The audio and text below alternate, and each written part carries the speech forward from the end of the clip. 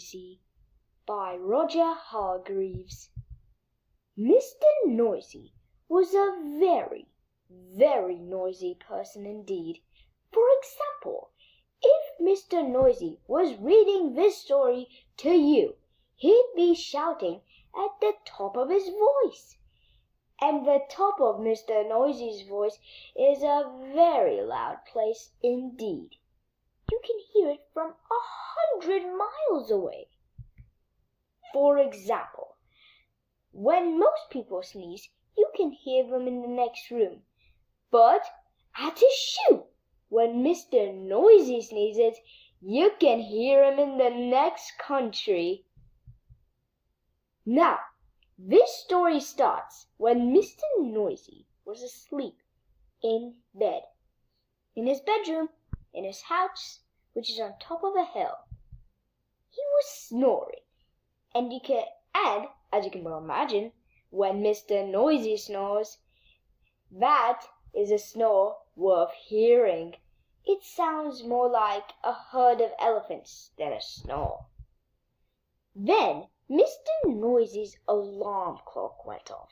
Mr. Noisy's alarm clock sounds like no other alarm clock in the world.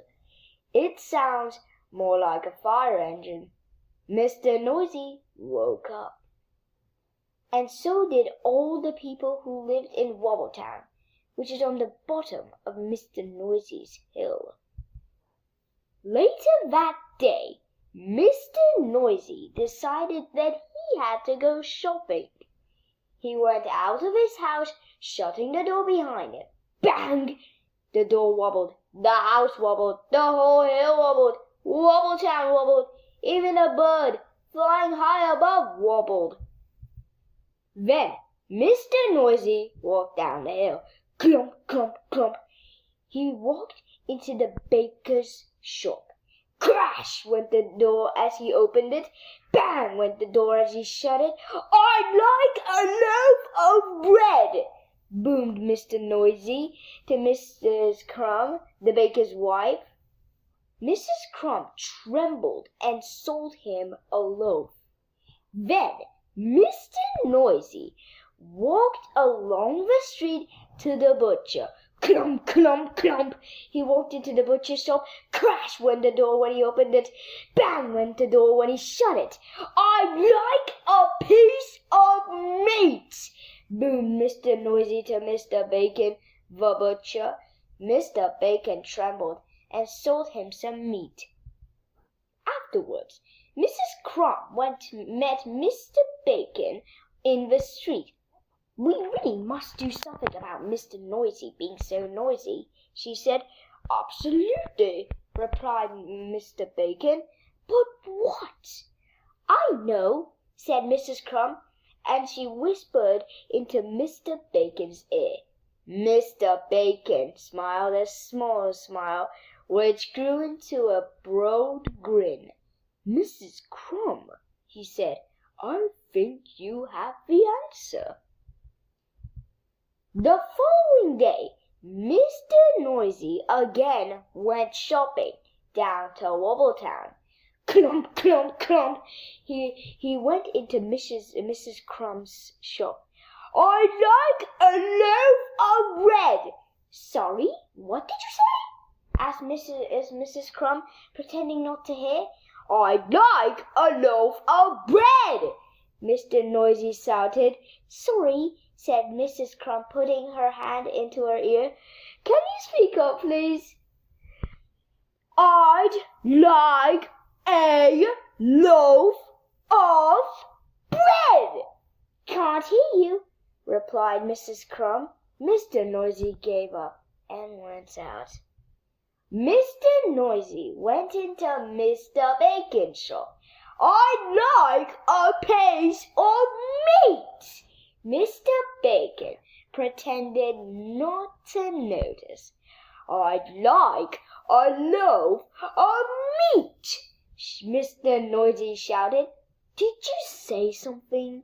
asked Mr. Bacon. "I said I'd like a piece of meat!" roared Mr. Noisy. "Pardon?" said Mr. Bacon.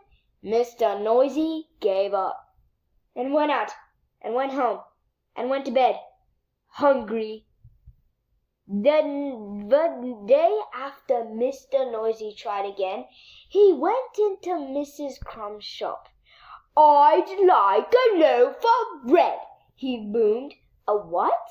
asked Mrs. Crumb. Mr. Noisy started shouting at the top of his voice, "I'd loaf of—" And then he stopped, and then he thought, and then he said quietly, "I'd like a loaf of bread, please, Mrs. Crumb."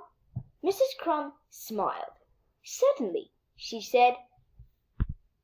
Then Mr. Noisy went into Mr. Bacon's shop.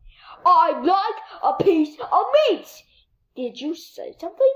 asked Mr. Bacon. "Yes, I did," shouted Mr. Noisy at the very top of his voice. "I said I'd like a—" And then he stopped, and then he thought. Then he said quietly, "I'd like a piece of meat, please, Mr. Bacon." Mr. Bacon smiled. "My pleasure," he said. So, carrying his bread and his meat, Mr. Noisy set off home up the hill. Clump, clump, clump. And then he stopped. Then he thought. And then, do you know what he did? He tiptoed. A tiptoe was something Mr. Noisy had never tried before. It was fun. Mr. Noisy arrived at his front door. He put out his hand to open the door, and he stopped. And then he thought. And then, do you know what he did? He opened the door very quietly. He stepped inside and then shut his door very gently. Quietly and gently were two things Mr. Noisy had never tried before. That was fun, too. And you know something?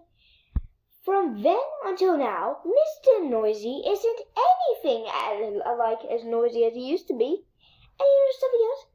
The people of Wobbletown are delighted, especially Mrs. Crumb and Mr. Bacon. And you know something else? Mr. Noisy learned how to whisper.